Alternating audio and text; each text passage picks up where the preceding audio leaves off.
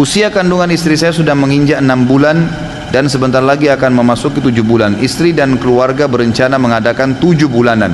Saya sudah pernah mengingatkan bahwa acara tersebut tidak dianjurkan dalam Islam, dan saya menyarankan agar dana tersebut lebih baik disalurkan, diinfakkan untuk yatim ataupun bangunan masjid. Namun keluarga tetap mau melaksanakannya untuk menjaga perasaan istri dan keluarga saya tetap mengikuti atau tidak.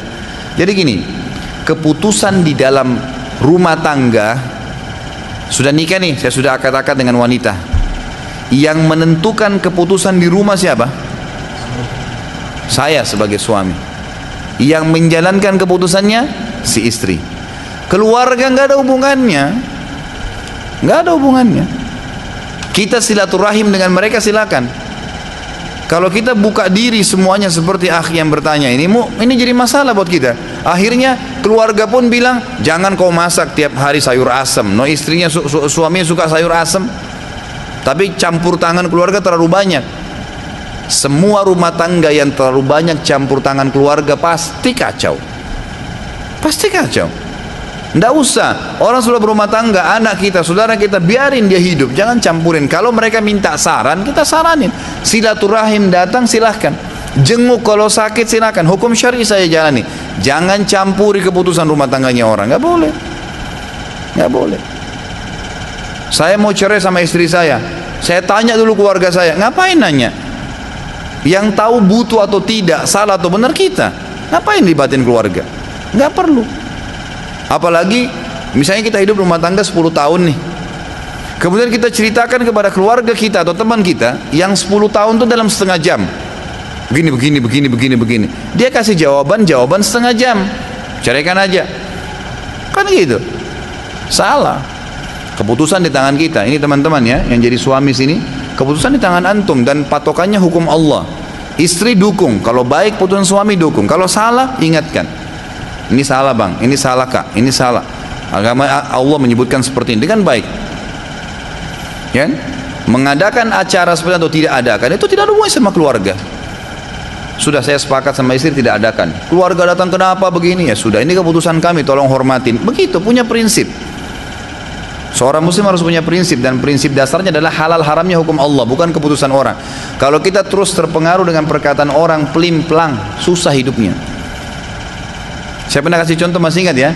Jalan sama teman-teman mau pergi makan di satu restoran, kemudian di situ terkenal nasi goreng. Ini cara membangun prinsip. Sederhana. Kita datang mau makan nasi goreng, pas melihat menunya ternyata ada mie goreng. Kayaknya pengen mie goreng nih. Teman-teman semua mau nasi goreng. Apa yang Anda harus lakukan? Pilih mie goreng.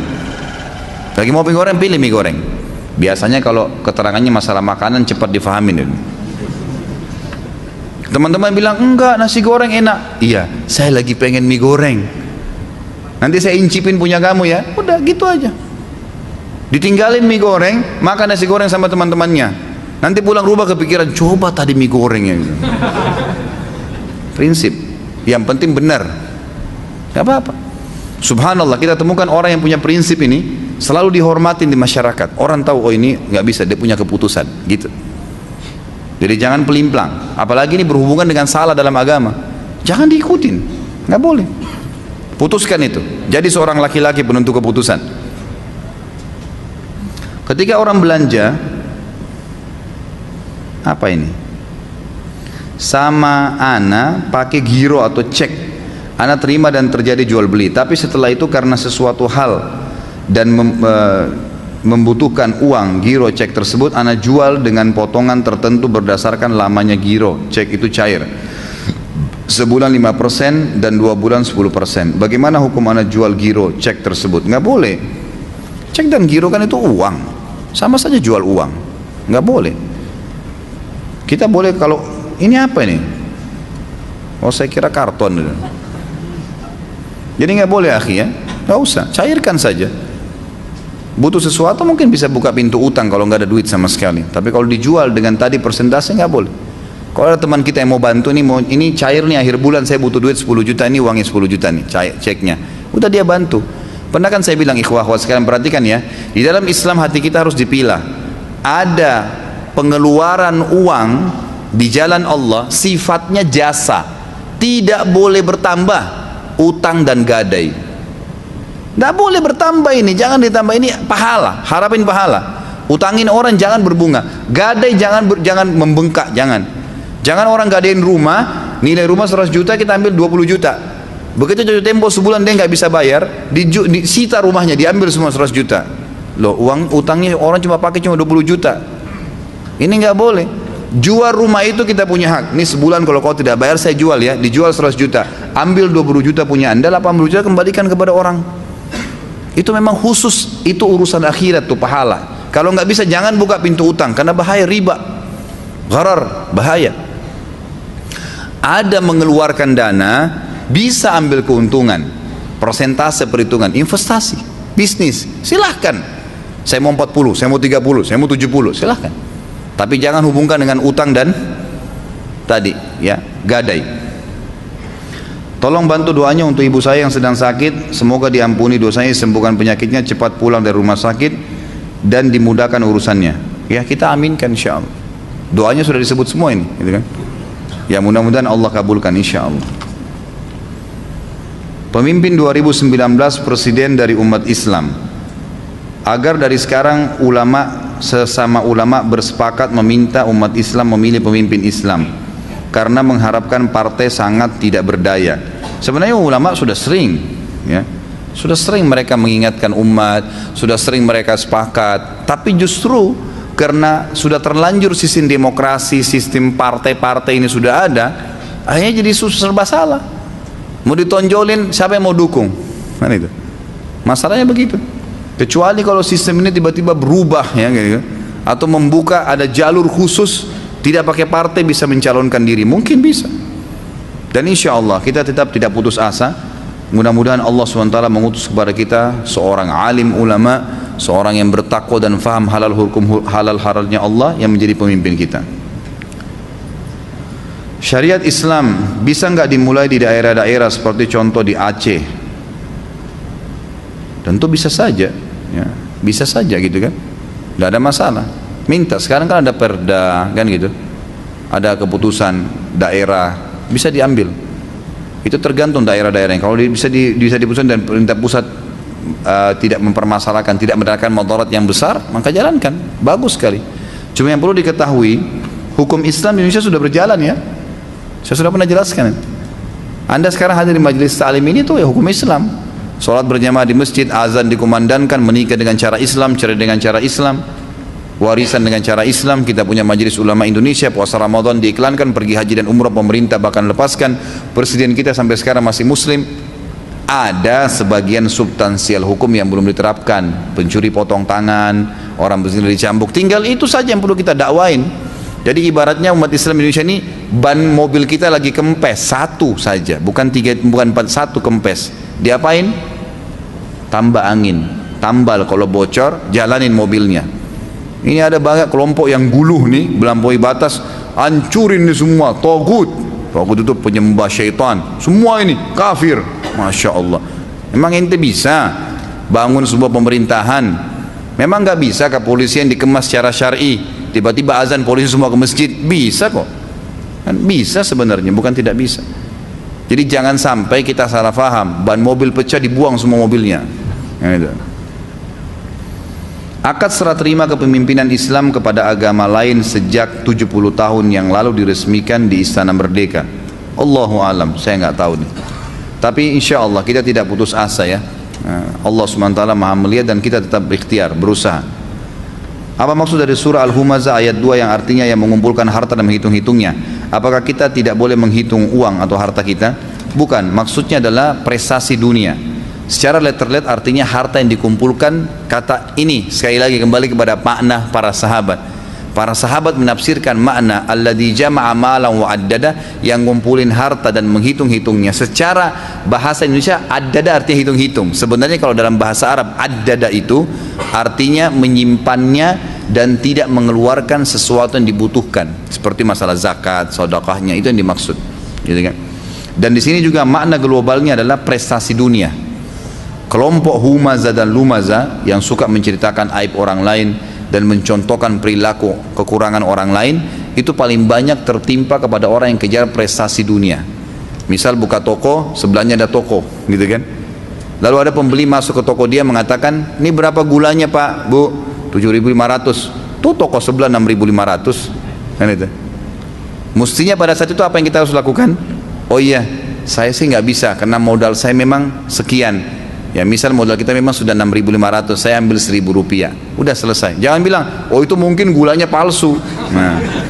Nah itu kelompok humaza itu. Mau jadi kandidat rektor di kampus, saingannya ada, dijatuh-jatuhin kandidatnya. Nah ini termasuk dalam kelompok humaza tadi. Jadi kita menjamak sholat maghrib dengan isya, dengan sholat isya, dan dilakukan di waktu isya jamak takhir. Sholat mana yang lebih dulu dilakukan? Mana ustadz nih, jawab dong. Terus bertanya masalah jamak sholat nih, tidak selesai-selesai. Tentu sholat maghrib tetap urutannya, tetap sesuai dengan urutan. Duhur dan asar hanya boleh dijamak dengan asar. Duhur hanya boleh dijamak dengan asar. Sebagaimana asar juga cuma boleh dijamak sama duhur. Nggak boleh asar sama maghrib, nggak boleh. Subuh sama duhur nggak boleh. Cuma duhur sama asar. Itu contoh dari Nabi SAW. Sebagaimana maghrib cuma boleh dijamak sama isya. Begitu juga isya sama maghrib. Nggak boleh maghrib sama asar, nggak boleh isya sama subuh. Gitu kan? Ini penting dijamak dan boleh ditakdim. Maksudnya didahulukan duhur asar di waktu duhur, boleh isya dan maghrib di waktu maghrib, itu takdim namanya. Boleh ditakhir, diterlambatkan. Nabi SAW semua pernah contohkan dalam riwayat-riwayat yang sahih, di antara riwayat Bukhari, beliau pernah menjamak takdim dan takhir, diterlambatkan. Seperti di musim haji, beliau di Arafah menjamak duhur asar, jamak takdim, duhur asar di waktu duhur. Isya, maghrib dan isya beliau menjamak takhir di Muzdalifah, diterlambatkan. Nah ini tetap sesuai dengan urutannya. Kalau duhur sama asar ditakhir, diterlambatkan di waktu asar, tetap duhur dulu. Maghrib dan isya di waktu isya tetap maghrib dulu, tetap urutannya sama. Apakah Ustaz membawa buku mahkota pengantin? Tidak ada, saya nggak bawa ini. Biasanya kalau teman-teman mau buku bisa cari di toko buku. Saya sudah sering tunjukkan judulnya ya. Ini judulnya referensi saya. Kalau pada saat itu Anda ambil, saya bawa. Kalau enggak, cari di toko buku aja atau mungkin pesan. Karena saya tidak setiap saat bawa buku, khawatir nanti orang pikir saya jual buku deh.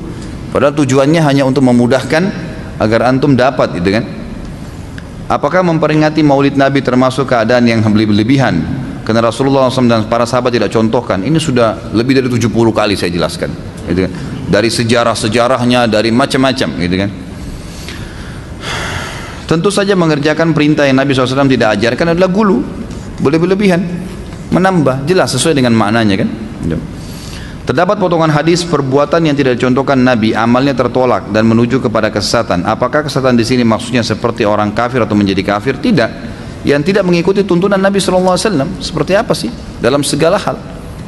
Apapun yang dikerjakan dalam masalah ibadah, kalau tidak ikuti Nabi SAW, karena kita semua kiai dan guru kita cuma satu, Muhammad SAW. Mau orang Afrika, orang Arab, bule, Melayu sama saja.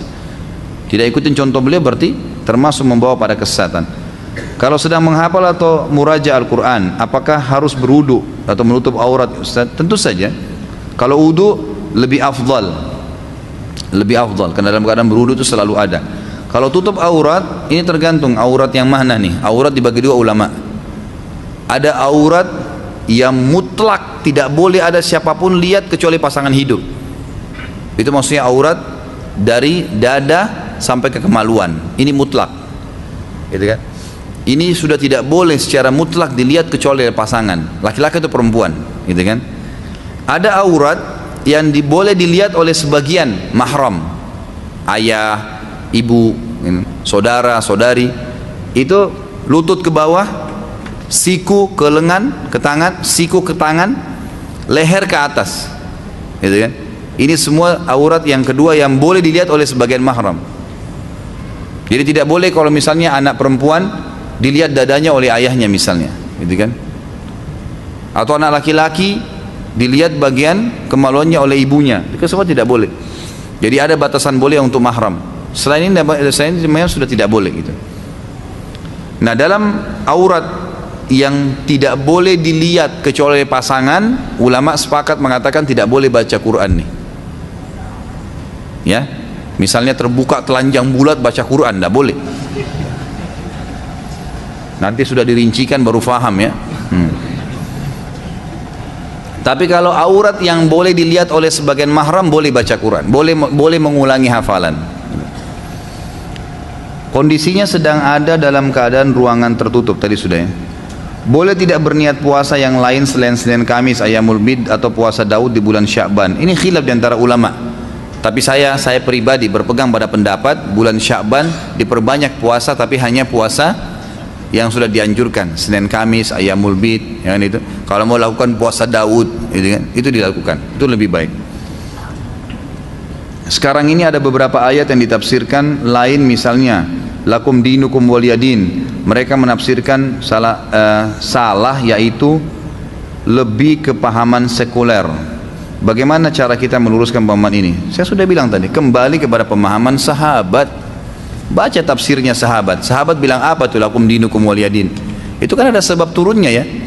Al-Mughirah, seorang kafir Quraisy, berkata kepada Nabi SAW, wahai Muhammad, kita negosiasi nih. Kata Nabi SAW, seperti apa? Mekah kita bagi dua aja, sehari buat kamu, sehari buat kami.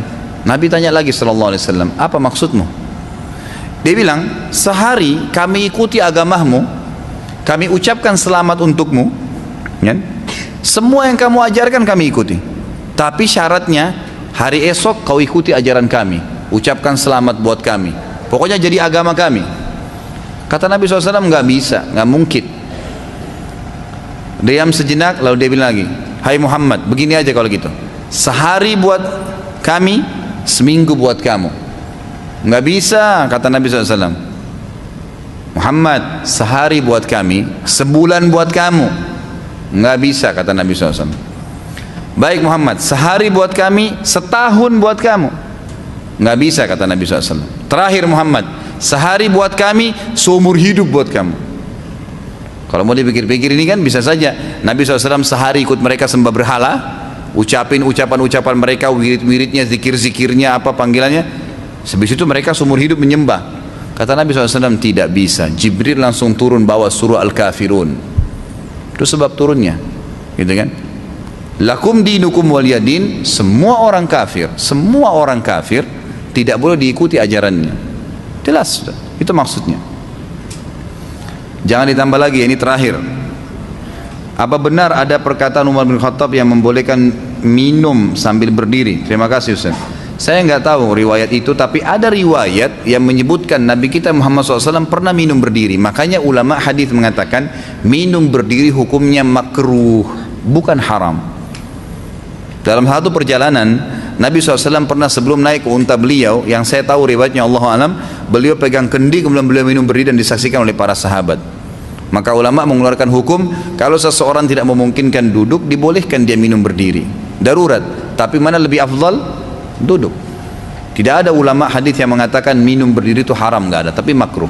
Allahu alam. Saya membaca buku menyatakan dalam solat Rasulullah SAW sesudah membaca fil alamina innaka hamidum majid, sebelum salam membaca Allahumma inni a'udzubika min adzabi jahannam wa min adzabil qabri wa a'udzubika min fitnatil masihid dajjal. Ada sedikit kesalahan dalam bahasa Arabnya ini ya. Masihi pakai ha di sini dan dajjalnya jimnya pakai alif dulu baru lam. Ya, ini kalau yang nulis pertanyaan saya luruskan. Dan waktu ruku juga sujud membaca subhanakallahumma rabbana wa bihamdika Allahumma gfirli. Lalu saya amalkan semenjak membaca buku itu. Benar atau salahkah saya? Benar. Riwayatnya semuanya sahih dan bisa kembali kepada kumpulan buku doa yang sering saya bawakan dulu. Itu insya Allah riwayatnya sahih, tapi saya sekarang tidak ingat ya riwayat siapa, Bukhari, Muslim kan, saya tidak terlintas sekarang. Tapi bisa kembali ke buku doa itu insya Allah sahih. Yang saya tahu sahih karena memang ini diangkat oleh para ulama dalam buku-buku sifat salat dan memang sudah disahihkan semua riwayatnya. Saya mau bertanya tentang tempat kerja kami di hotel berbintang. Ada nggak hubungannya sama gulu ini? Anggap saja ada ya. Apakah halal bekerjanya di bidang apa dulu nih? Kalau restorannya, resepsionnya, kan gitu, pekerjaan profesional, nggak ada masalah. Setahu saya nggak ada masalah. Tapi kalau kerja di bar, nyiapin minuman keras, sengaja manggilin perempuan-perempuan tidak benar buat tamu, haram. Gitu kan? Seperti itu memahaminya. Karena dalam mengambil sebuah hukum halal atau halal, haram atau halalnya, itu diambil hukum global namanya. Hukum global. Halalkah saya bekerja di supermarket, semua yang dijual produk halal, tapi ada di kulkasnya bir? Halalkah gaji saya? Halal. Karena satu itu tidak mengganggu yang banyak ini sebenarnya, walaupun itu tidak baik, gitu kan? Pernah dengar nggak hukum air yang di kolam tertetesi dengan 2-3 tetes kencing? Di istilah ilmu fikih namanya kullah. 1 kullah, 2 kullah, 1 kolam kalau kita ya. Anggaplah diameter 1 meter kali 1 meter, 1 kullah misalnya. Tertetesi dengan 2 tetes kencing manusia. Najiskah air itu? Hah? Ada yang bisa jawab nggak? Mana ustadz-ustadz saya nih sini? Nggak najis. Kalau tidak berubah bau, rasa, warna, nggak najis. Namanya hukum global. Kecuali kalau berimbang atau mendominasi, nah itu baru. Seperti itu memahaminya. Jadi asalnya hotel bintang 5 jasa, fasilitas, interiornya dijual, pelayanannya dijual, kurinernya dijual, kan itu. Ada yang menyimpang, memang ada yang menyimpang seperti didatangkan perempuan, tapi biasanya itu secara individu. Kalau resmi peraturan biasanya tidak ada kan. Jadi memang seperti itu. Tentu jauh lebih baik kalau antum cari kerjaan yang betul-betul murni, lebih baik. Apalagi kalau bisa jadi pedagang, itu bagus sekali. Saya selalu motivasi semua teman-teman yang tadinya kerja di lembaga, kemudian mereka memang sudah ada modal, ada ide-ide bisnis, kembangin, lebih baik itu. Tidak terikat jam kerjanya, peraturan kita sendiri yang taruh. Tadinya kita bekerja, kita sekarang yang pekerjakan orang lain, banyak manfaatnya. Jikalau pada saat sholat bersamaan dengan waktu kita harus standby oleh atasan, kami biasa sholat tepat waktu, bolehkah kami tinggalkan atasan kita? Tentu saja boleh, pamit, sampaikan baik-baik, gitu kan? Kecuali dalam satu keadaan, kata ulama, memang yang sedang dijaga itu, gitu kan?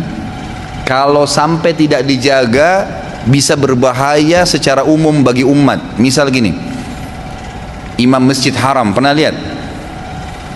Kalau dia sholat itu didampingi 2 polisi, polisinya nggak ikut sholat, berdiri standby liatin orang. Nggak apa-apa fatwa ulama itu, karena imam haram ini kalau nggak dijaga dikeroyokin orang. Kadang-kadang mungkin orang niatnya baik, tapi karena sudah terlalu banyak bisa dicekik, bisa keinjak, bisa mati, bisa macam-macam. Dan kalau dia mati berbahaya ini, kan itu. Atau menjaga pasukan, kan itu, menjaga pasukan, ini juga termasuk dibolehkan. Bahkan sebagian ulama mengatakan dibolehkannya pada saat negara tidak aman, gitu kan, untuk sebagian prajurit meninggalkan sholat Jumat. Mereka berjaga-jaga, yang lain sholat Jumat, mereka beberapa orang memang nanti sholat duhur. Itu sudah umum fatwa para ulama. Pak Ustadz, masih ada waktu buat isi ceramah? Kami sangat ingin kehadiran Ustadz di Masjid Al-Bakri. Allahu alam, saya nggak tahu jadwalnya kapan yang antum butuhkan, gitu kan? Kalau insya Allah tidak bentrok dengan jadwal saya yang ada, insya Allah. Tapi mohon maaf ikhwah-akhwat sekalian, cukup banyak SMS yang masuk permintaan ke saya khawatir ini nanti salah faham, dianggap nanti Ustadz Khalid ini sombong, nggak mau diundang. Sama sekali nggak ada niat itu, demi Allah nggak ada. Saya bahkan pernah menolak saya diundang di komplek Menteri di Menteng untuk ceramah, gara-gara jadwal rutin saya yang sudah ada setiap hari Senin di salah satu jalan kecil di Jakarta Selatan. Saya tolak itu, maaf saya nggak bisa, karena di sini sudah jadwal, komitmen untuk itu. Jadi yang sudah berjalan ya sudah berjalan. Makanya alhamdulillah Allah mudahkan dengan izin Allah adanya Pak Diarto dan teman-teman ini yang sudah bergerak untuk bisa mengambil gambar, kemudian mengedit, lalu kemudian mengupload di YouTube. Antum bisa ikutin, alhamdulillah. Perlu juga saya sampaikan sekaligus, ada banyak jemaah saya dan saya selalu sarankan itu. Kalau antum laki-laki sini punya istri, sibuk di rumah, ngerawat anak-anak, ngurus rumah, itu bisa dipandu mereka untuk mendengarkan ceramah-ceramah saya dan belikan kitabnya, kitab Bulughul Maram, kitab Minhajul Muslim, kitabul Kabair yang sedang kita bahas ini kan. Sini-sini, jangan jauh-jauh, kejauhan ya. Tidak apa-apa kena kamera. Jadi dikaji, subhanallah ada beberapa ibu-ibu yang akhirnya pengakuan suaminya dan dia pun dapat manfaat banyak. Jadi sambil masak dengarin ceramah Bulughul Maram, hadis yang kesekian. Itu di YouTube sekarang alhamdulillah sudah hadis 1000 lebih tuh. Tapi sayang itu saya tanya ibu-ibu di Kelapa Gading yang saya ajar, Bu, sudah 1000 hadis, sudah berapa yang dihafal? Hehehe, ketawa-ketawa. 1000 hadis sudah dibahas gitu kan. Masih belum ada yang dihafal, biar satu, ini luar biasa. Tapi ya minimal sudah pernah dengar lah.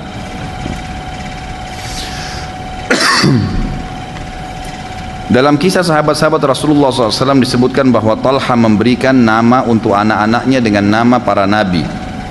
Pertanyaannya, apakah anak-anak itu adalah doa dari orang tuanya? Apakah nama anak itu adalah doa dari orang tuanya? Bisa terjadi, bisa terjadi doa. Sebagian ulama menyebutkan nama yang diberikan oleh orang tuanya akan Allah berikan sesuai dengan niat orang tuanya, gitu kan? Makanya pada saat memberikan nama Abdullah, ya Abdullah yang telah Nabi SAW katakan dalam hadis, nama yang paling Allah cintai Abdullah dan Abdurrahman. Atau misalnya Abdullah bin Abbas, Abdullah bin Umar, diniatkan seperti nama-nama para sahabat, itu boleh, kan gitu. Jangan seorang artis lalu dikasih namanya anaknya juga artis. Jadi kalau kacau artis itu kacau juga anaknya nanti. Bagaimana jika nama pemberian orang tua kita ubah dikarenakan tidak ada artis secara islami? Boleh saja, nggak ada masalah. Nabi SAW beberapa kali mengganti nama-nama sahabat yang tidak punya makna atau maknanya tidak baik. Apakah Ustadz punya referensi buku nama-nama anak yang baik? Ada, terbitan Pustaka Ibnu Umar yang pernah saya bawa itu. Mungkin kurang lebih 10.000 atau anggap paling mahal 15.000 rupiah. Judulnya nama-nama yang baik buat anak gitu. Apa benar hadis yang menceritakan Nabi Musa AS menampar malaikat maut hingga matanya buta? Hadis itu dihasankan yang saya tahu oleh sebagian ulama hadis, gitu kan? Dan bukan Nabi Musa AS memukul, gitu kan? Memukul malaikat maut itu dalam kondisi sebagai malaikat, bukan. Perlu antum tahu, memang dalam beberapa riwayat disebutkan malaikat maut ini sering mendatangi para nabi-nabi. Hampir semua kalau kisah-kisah para nabi itu kita temukan, sering kali mereka dikunjungin oleh beberapa malaikat, di antaranya Jibril, di antaranya malaikat maut. Sampai kisah yang masyhur tentang Daud alaihissalam yang pernah didatangi malaikat maut dalam rupa manusia ya. Lalu kemudian Nabi Daud mengetahui pada saat dia sebutkan, saya adalah malaikat maut. Lalu kata Daud alaihissalam, kalau kau nanti mau datang, untuk apa kamu datang? Dia bilang untuk mendatangimu, menziarahimu. Kata Daud alaihissalam, kalau nanti tiba saatnya kau datang untuk mencabut ruhku, tolong berikan isyarat terlebih dahulu.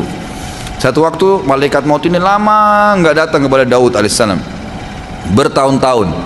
Waktu dia datang pada saat itu, lalu kata Daud alaihissalam, untuk apa kamu datang? Untuk mencabut ruhmu, kata malaikat maut. Kata Daud, bukankah saya sudah minta tolong diberikan isyarat? Kata malaikat maut, bukankah rambutmu sudah memutih hai Daud? Mana tetanggamu si fulan? Bukankah kulitmu sudah berkeriput? Gitu kan? Nabi SAW meninggal dalam kondisi sudah tua, gitu kan? Itu isyarat. Jadi ada komunikasi antara nabi-nabi dengan, ini contoh saja. Nabi Musa AS juga kebetulan pada saat riwayat ini disebutkan, memang beliau kedatangan malaikat maut dalam bentuk manusia, dan malaikat maut dalam riwayat ini mengatakan, saya akan mencabut ruhmu. Musa tidak kenal dia, langsung dipukul, gitu kan? Seperti itu. Jadi itu memang riwayat ya, dijelaskan dan diterima oleh para ulama. Memang riwayatnya dihasankan. Apa itu ibadah mahdha dan ghairu mahdha? Sebenarnya kalau ringkasnya sih, ibadah yang ditekankan, yang wajib dengan yang sunnah, yang diharuskan dikerjakan dan yang disunnahkan, dianjurkan untuk dikerjakan. Seperti itu kurang lebih ringkasnya supaya mudah difahami ya. Dasar kebenaran qala Allah dan qala Rasul. Abu Musa al-Asy'ari ketika sholat malam di rumahnya didengar oleh Rasulullah SAW oleh Rasul dan memujinya dengan memiliki suara indah. Apakah sholat tahajud dan sholat malam itu tidak disirkan atau disuarakan bacaannya? Saya tidak tahu ini. Baiklah, kalau yang dimaksud sini dari riwayat tadi Abu Musa al-Asy'ari ini cuma pertanyaan, bukan berhubungan dengan Abu Musanya. Apakah sholat malam itu disirkan, dikecilkan suara atau dijaharkan, dikeraskan? Tentu saja dua-duanya boleh. Sholat sunnah dibolehkan untuk seseorang mengeraskan suara atau mengecilkan suara. Sholat sunnah umumnya, terutama sholat sunnah yang dasarnya memang Nabi SAW pernah mengeraskan suara, seperti sholat malam. Abdullah bin Umar mengetahui bacaan Nabi SAW di sholat malam pada saat ikut sholat dari Al-Baqarah, Al-Imran sampai An-Nisa, gitu kan, selesai itu karena suara Nabi SAW terdengar. Nabi SAW juga pernah melewati rumah Abu Bakar lalu mendengarkan bacaan Abu Bakar, tapi kecil. Lewat depan rumah Umar, suaranya Umar besar di sholat malam. Lalu kemudian subuhnya bertemu dengan Nabi SAW, bertemu dengan mereka berdua, dan Nabi SAW tanya Abu Bakar, kenapa kau kecilkan suaramu? Terdengar dari luar rumah ya, tapi kecil. Artinya memang ada suara kan? Nah, dari luar rumah sekecil apapun tetap aja berarti keras di bagian dalam gitu kan. Kata Abu Bakar radhiyallahu anhu, saya tahu ya Rasulullah, sama siapa saya berbicara? Sama Allah maksudnya. Ada adabnya, gak usah keras-keras. Lalu Nabi SAW tanya Umar, kenapa kau keraskan suaramu ya Umar? Kata Umar, agar tetangga saya bangun sholat malam. Dia malah mau bangunin orang, gitu kan? Kata Nabi SAW kepada Abu Bakar, wahai Abu Bakar, angkat suaramu sedikit. Wahai Umar, kecilkan suaramu sedikit. Artinya boleh mengeraskan suara. Di sholat-sholat seperti ini ya, malam. Kita tahu ada sholat gerhana, ya, mengeraskan suara. Kalau sholat-sholat yang tidak diriwayatkan dari Nabi SAW mengeraskan suara, seperti duha, tahiyat masjid, sunnah rawatib, maka yang lebih aula untuk seseorang tidak mengeraskan suara, tapi tidak juga menghilangkan suara, karena sir artinya mengecilkan suara, bukan menghilangkan. Sejak diangkat khalifah, apa alasan Ali? Selalu kalau sahabat ini bilang radhiyallahu anhu ya, usahakan selalu diikuti itu sebagai tanda hormat kita. Di sini apakah alasan Ali memindahkan? Apa alasan Ali radhiyallahu anhu memindahkan ibu kota Islam dari Madinah ke Kufa di Irak? Itu pertimbangan secara pribadi dari Ali radhiyallahu anhu. Para ulama mengatakan, memberikan tanggapan karena Ali radhiyallahu anhu tidak menjelaskan masalah itu. Beliau hanya menyatakan kalau ibu kotanya pindah ke Kufa, gitu kan? Salah satu atau sebagian ulama tabi'in coba ya memberikan gambaran, karena pada saat itu ekspansi Islam yang tadinya diharapkan oleh Ali adalah menyempurnakan ekspansi Islam yang dulu oleh Umar bin Khattab disebarkan di negeri Persia. Waktu Utsman bin Affan jadi khalifah, seluruh Afrika sudah masuk Islam, seluruh Afrika. Negeri Syam, Libanon, Syria, Palestina, Yordania, di zaman Umar bin Khattab sudah runtuh. Bahkan sudah mulai masuk perbatasan Turki, gitu kan? Nanti di kerajaan Umayyah baru Turki masuk Islam. Kemudian wilayah Persia umumnya itu yang dekat-dekat dengan Jazirah Arab, Irak, Iran sekarang, kemudian sebagian Afghanistan, sebagian juga Rusia sudah masuk Islam. Tapi yang nyambung dengan Rusia ini, wilayah Rusia luas. Yang nyambung dengan Rusia, Cina, sampai ke Asia Tenggara nih belum. Ali radhiyallahu anhu berharap pada saat memindahkan ibu kota ke sana, tentu ini bukan Ali yang menyampaikan radhiyallahu anhu, tapi para tabi'in yang mengatakan, berharap agar ada pasukan yang mengekspansi lebih jauh Islam. Karena di zaman Utsman bin Affan radhiyallahu anhu, sebagaimana kita tahu, ada beberapa data yang saya temukan dan itu datanya valid. Kalau Asia Tenggara ini ternyata masuk Islam kebanyakan, termasuk Indonesia di zaman Utsman bin Affan. Nah, itu. Memang sudah ada utusan-utusan yang datang. Termasuk Myanmar yang sekarang lagi kacau, Burma itu ternyata dulu ada kerajaan Islam di situ. Dan itu kurang lebih baru 600 tahun yang lalu runtuh. Makanya orang-orang Buddha itu memerangi kaum muslimin sampai sekarang fatalnya ini, karena memang mereka khawatir kalau kerajaan Islam berdiri kembali. Mereka nggak mau terganggu seperti itu. Siapa yang menghidupkan sunnah yang sudah mati, maka dia akan mendapatkan pahala yang besar. Lalu bagaimana jika menghidupkan salah satu sunnah yang terasingkan di tengah-tengah kaum muslimin? Sunnah azannya Abu Mahdura, hayya galla salah, diganti dengan asyhadu an la ilaha illallah, syahadat lagi. Ketika hujan, hayya galla salah, diganti dengan sallu fi buyutikum, sallu fi buyutikum. Saya nggak tahu ini, mohon maaf, saya nggak punya ilmu di sini dan saya tidak tahu. Mungkin saya bisa cari tahu nanti, insya Allah ya. Mayoritas ulama ahli sunnah mengkafirkan Syiah, tapi mengapa negara Saudi yang berpahaman sunnah mengizinkan orang Syiah umrah dan haji? Mengapa tidak dilarang saja? Karena ternyata kekafiran mereka. Jadi yang dikafirkan oleh ahli sunnah, orang-orang Syiah ini adalah para dai-dainya yang memang sudah sampai mengikrarkan bahwasanya Quran kurang dan sahabat kafir. Kalau simpatisan, orang-orang yang tidak mengerti apa-apa, masyarakat biasa. Jadi di Iran itu sendiri banyak kayak orang-orang kita ini yang dagang-dagang kaki lima pinggir jalan, hidupnya miskin. Agamanya apa bu? Islam. Apa pak? Islam. Tapi nggak sholat, nggak tahu apa-apa, gitu kan? Bahkan pernah ada beberapa kaum muslimin ditanya di Jawa Timur lagi dagang, gitu kan? Agamanya apa? NU. Dia nggak ngerti, ya? Dia nggak ngerti, subhanallah, gitu kan? Jadi karena dia nggak ngerti, ada anak-anak di pinggir jalan lagi nyanyi-nyanyi, lagi ngamen, saya lagi bawa mobil, saya buka jendela, saya panggil, sini nak, assalamualaikum. Dia nggak jawab. Sini, kamu tahu nggak apa yang saya ucapin tadi? Nggak tahu pak. Assalamualaikum kamu nggak tahu ya? Kamu agamanya apa? Islam pak. Ngapain? Assalamualaikum nggak tahu. Bayangkan, mungkin tidak masuk di akal kita ya, tapi ada itu di tengah-tengah masyarakat, gitu kan, ada. Sampai sementara nunggu berapa detik itu saya bilang, nak saya ajarin kamu ya, orang Islam itu mengucapkan salam. Kalau kamu mengatakan assalamualaikum dapat 10 pahala, warahmatullah 10, wabarakatuh 10. Coba kamu ucapin, ini 2000 nih saya kasih. Diucapin sama dia saya kasih 2000. Minimal saya sudah ajarin salam, gitu kan. Kalau yang ada juga yang tahu salam, ya waalaikumsalam pak, gitu. Tahu rukun Islam nggak? Nggak tahu. Ajarin rukun Islam. Tapi ada tengah-tengah masyarakat. Nah orang seperti ini tidak dikatakan kafir, nggak ngerti. Emang tidak tahu. Tapi yang mengatakan Abu Bakar kafir, Umar kafir, wah macam-macam. Nah ini sudah jelas, kan gitu. Jadi memang tidak bisa dipukul rata semua. Ustadz, kalau uang hasil dari menjual rumah itu sedekah 2,5% ya. Kalau anak ngasih sedekah ke karyawan anak yang kurang mampu untuk beli motor karena motornya udah nggak layak pakai, itu gimana Ustadz? Sahkah? Jadi sedekah itu tidak ada persentasenya. Sedekah nggak ada persentase. Sedekah itu fungsinya untuk ya meninggikan derajat di surga, memberatkan timbangan amal hari kiamat.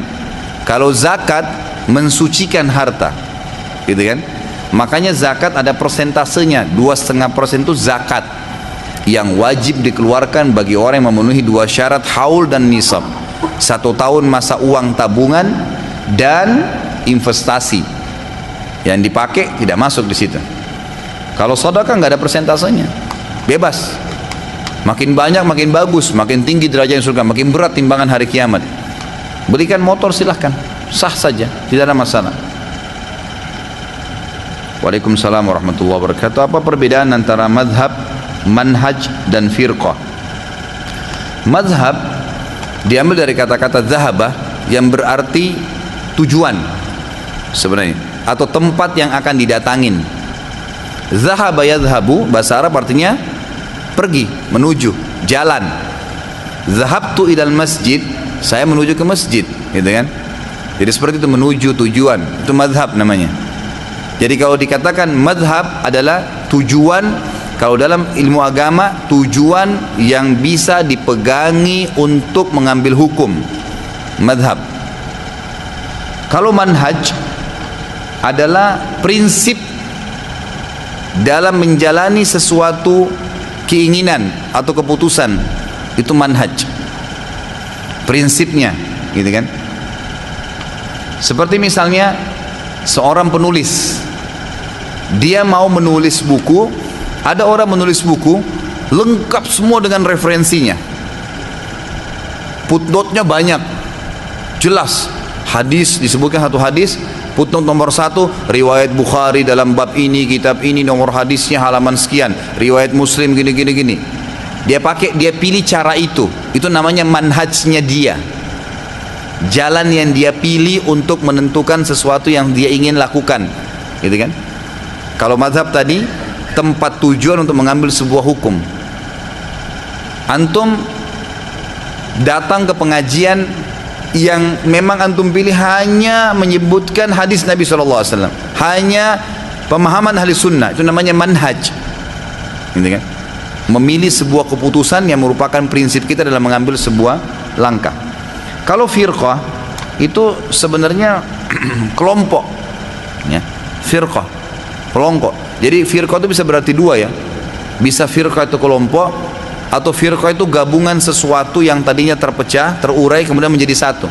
Seperti misalnya Allah mengatakan dalam Al-Quran tentang cambukan Nabi Musa alaihissalam kepada Laut Merah, fakana kullu firqin kattaudil azim.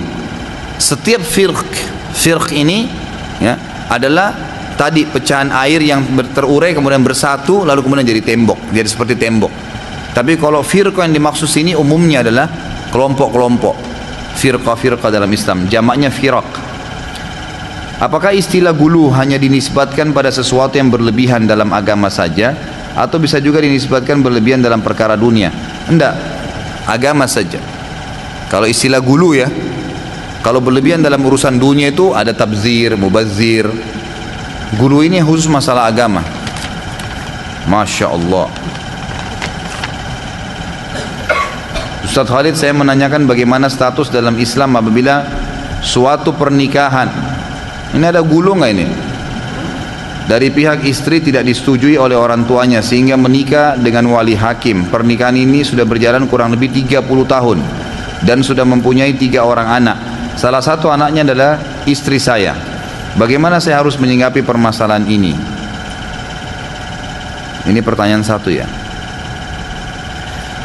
Tentu saya ditelusurin kembali, ya, tentu sudah berlalu, ya, sudah berlalu ini. Tidak mungkin lagi dibahas yang sudah berlalu, tapi kesalahan yang sudah berlalu menurut ulama dan orang yang sedang melakukannya, seperti si anak yang jadi istri Anda ini, dia tidak tahu mungkin, gitu kan. Maka tidak berdosa. Anak yang hasil zina tidak menanggung dosa orang tuanya, yang menanggung dosa cuma orang tuanya, kan gitu. Bolehkah saya menikah dengan anak hasil zina? Boleh saja. Dia tidak berdosa soalnya. Yang berdosa orang tuanya. Ya, itu. Jadi seperti itu memahaminya. Sekarang orang tuanya salah, menikah dengan wali hakim. Ini juga ada hukum syar'i sendiri, dilihat alasan orang tuanya, walinya menolak, kenapa. Kalau alasan pernikahannya, penolakan walinya dulu sesuai dengan syar'i, misal calon mempelai laki-laki ini memang dasarnya tidak baik akhlaknya, tidak sholat, ahli maksiat, tapi karena si perempuan sudah jatuh cinta, sudah tergila-gila, akhirnya menikah dengan laki-laki tersebut. Nah, ini nikahnya batal karena si wali ayah punya udzur syar'i, nggak boleh. Ini bahasa dan firman Allah SWT, ayyam mamra'atin angkahat nafsa bighairi idni waliyuha fanikahu batil. Wanita manapun yang menikahkan dirinya tanpa izin walinya, nikahnya batal, titik, zina berarti. Tapi kalau Anda menikah dengan anak itu, anak hasil zina, saya sudah bilang tadi, nggak ada bebannya si anak dengan pelaku orang tuanya. Tetap aja dia dianggap orang biasa, manusia. Hukum umum kembali, kan dia tidak berdosa pada saat itu. Cuma status orang tuanya yang bermasalah. Tapi kalau seandainya si wali menolak, tidak sesuai dengan ya, atau tidak punya udzur syar'i, misal laki-laki itu soleh baik ditolak misalnya, kemudian si perempuan pergi ke wali hakim ditunjuk oleh pemerintah, sah nikahnya. Jadi dari dua sisi ya, saya bahas pernikahannya sah atau tidaknya tergantung daripada udzur syar'i atau tidak udzur syar'i bagi wali si perempuan tadi. Masalah pernikahan anda sah saja karena menikah dengan anak yang hasil zina pun itu setahu saya Allah dalam pendapat para ulama dibolehkan.